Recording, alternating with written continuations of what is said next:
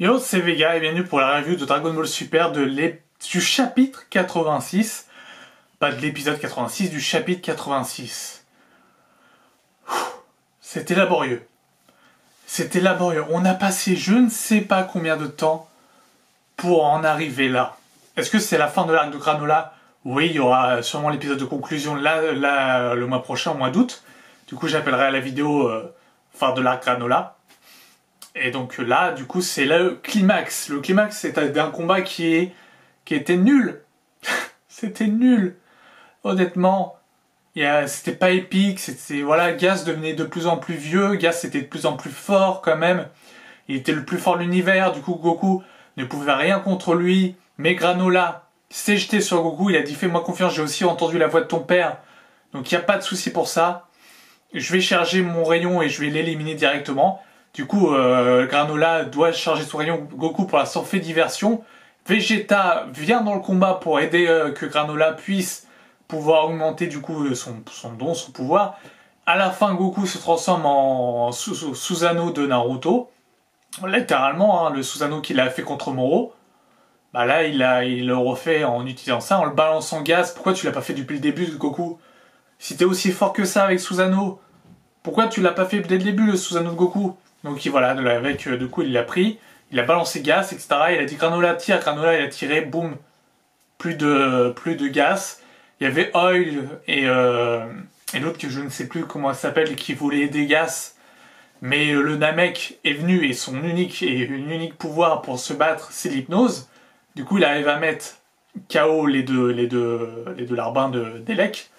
Et il reste plus que Elec. Et du coup, Granola dit je ne cherche plus la vengeance, je n'ai pas tué, il se remettra dans 2-3 jours, mais ne revenez plus jamais ici, sinon bah ça va barder hein, et je serai là pour vous tuer. Enfin, t'as plus de 2-3 ans à vivre Granola, donc je sais pas ce que tu vas faire pendant 2-3 ans. Voilà. Et Granola devient donc un gentil qui pourra intégrer la Z-Team au même titre qu'un Broly, qu'un Piccolo, qu'un Vegeta, etc. Un méchant qui devient gentil. Enfin, un méchant manipulé. Il a été manipulé, il a été assoiffé par la vengeance, il a bouffé presque toute sa vie pour finalement que dalle. Finalement, se dire la vengeance, c'est pas mon truc.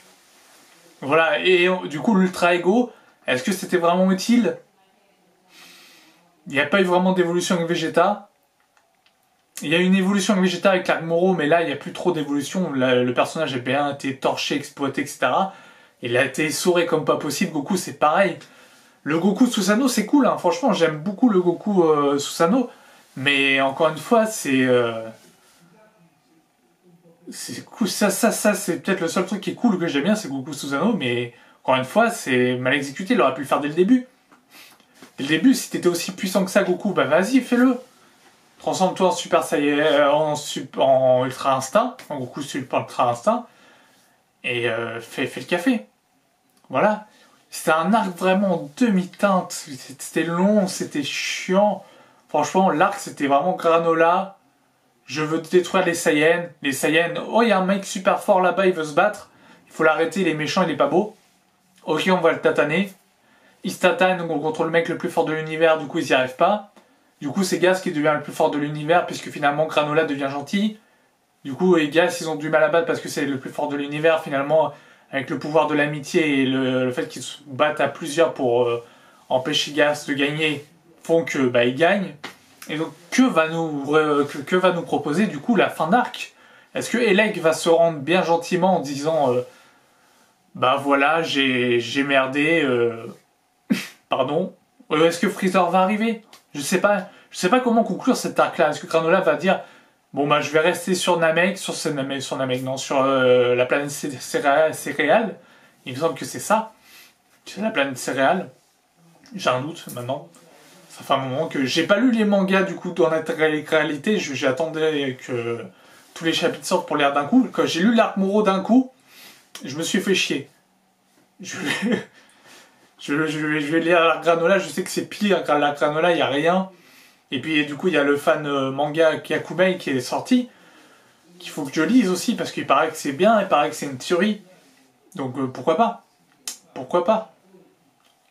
Pourquoi pas en faire des reviews aussi? Je vois que celui qui m'avait invité pour faire On avait vu sur, Naruto et Boruto, sur le chapitre de Boruto, Je Fonce, fait des reviews sur Kakome, etc. Et c'est plutôt cool, il fait de très bonnes vidéos, donc je vous conseille d'aller voir sa chaîne. Donc voilà. Mais en tout cas, cet arc, bah, c'était en demi-teinte, quoi. On a l'Ultra Ego, on a l'Ultra Instinct. Quel peut être le prochain arc? Moi je dis passer directement au 25e Budokai Tenkaichi, je sais pas si c'est le 25e, mais au Budokai Tenkaichi où il y a Oob. Et à aller plus loin, vous avez des autoroutes de scénarios à faire. Littéralement, vous avez des autoroutes. Mais vous ne le faites pas. Il y a plein de trucs, il y a des univers qui ont disparu. Pourquoi ils ont disparu?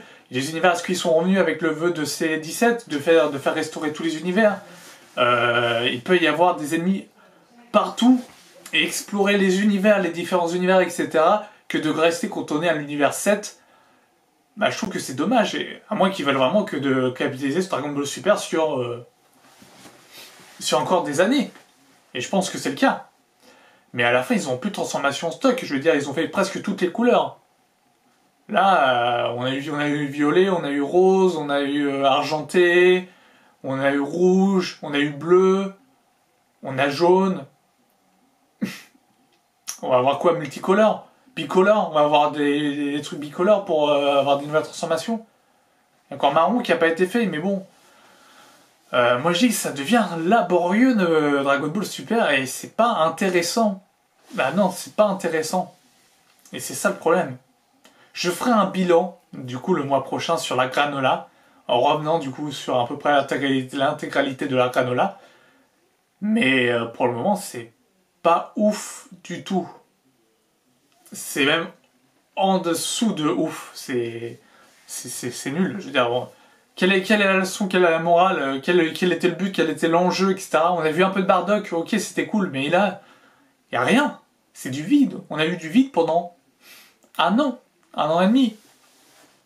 J'espère que le prochain arc va remonter le truc, parce que là, ça commence à devenir un petit peu long. Sinon, le combat était quand même un peu plus démesuré, avec la tempête, etc., de gaz.